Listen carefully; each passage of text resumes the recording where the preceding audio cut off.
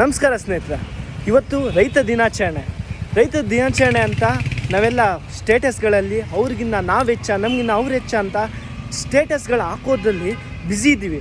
ಆದರೆ ರೈತ ದಿನಾಚರಣೆ ಆಗಿರ್ಬೋದು, ಮದರ್ಸ್ ಡೇ ಆಗಿರ್ಬೋದು, ಇಲ್ಲ ಫಾದರ್ಸ್ ಡೇ ಆಗಿರ್ಬೋದು, ಸರಿಯಾದ ಅರ್ಥ ನಾವು ತಿಳ್ಕೊಂಡಾಗ, ರೈತನಿಗೆ ಕಷ್ಟ ಬಂದಾಗ ಎಷ್ಟು ಜನ ನಾವು ಅವರು ಬೆಂಬಲ ಕೊಡ್ತೀವಿ ಅವ್ರಿಗೆ ಅಂತ ಅರ್ಥ ಆಗ್ತಿಲ್ಲ ಸ್ನೇಹಿತರೆ.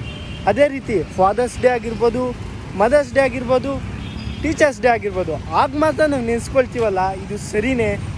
ಒಮ್ಮೆ ಯೋಚನೆ ಮಾಡಿ ಅಲ್ವಾ? ಆದ ಕಾರಣ ನಾವು ಬರೀ ಆ ದಿನ ಮಾತ್ರ ಆ ದಿನ ಮಾತ್ರ ನೆನೆಸ್ಕೊಂಡ್ರೆ ತಪ್ಪಾಗುತ್ತೆ. ಆದ ಕಾರಣ ನಮ್ಮ ತಂದೆ ತಾಯಿ ಫಾದರ್ಸ್ ಡೇ, ಮದರ್ಸ್ ಡೇ ಬಂದಾಗ ಮಾತ್ರ ನಮ್ಮ ತಂದೆ ತಾಯಿ ಆಗಲ್ಲ, ಅವ್ರು ಎಂದೆಂದಿಗೂ ನಮ್ಮ ತಂದೆ ತಾಯಿನೇ ಆಗಿರ್ತಾರೆ. ಆದ ಕಾರಣ ಈ ಥರ ಆಚರಣೆಗಳನ್ನ ಬಿಟ್ಟು ಪ್ರತಿದಿನ ನಮ್ಮ ತಂದೆ ತಾಯಿನೇ ಆಗಿರ್ಬೋದು, ಗುರುಗಳೇ ಆಗಿರ್ಬೋದು, ಎಲ್ಲರನ್ನೂ ಅಷ್ಟೇ ಸರಿಯಾದ ವಿಧಾನದಲ್ಲಿ ನಾವು ಗೌರವಿಸ್ತಾ ಬಂದಾಗ ಎಲ್ಲ ತನಗೆ ತಾನೇ ಒಳ್ಳೆಯದಾಗ್ಬೋದು.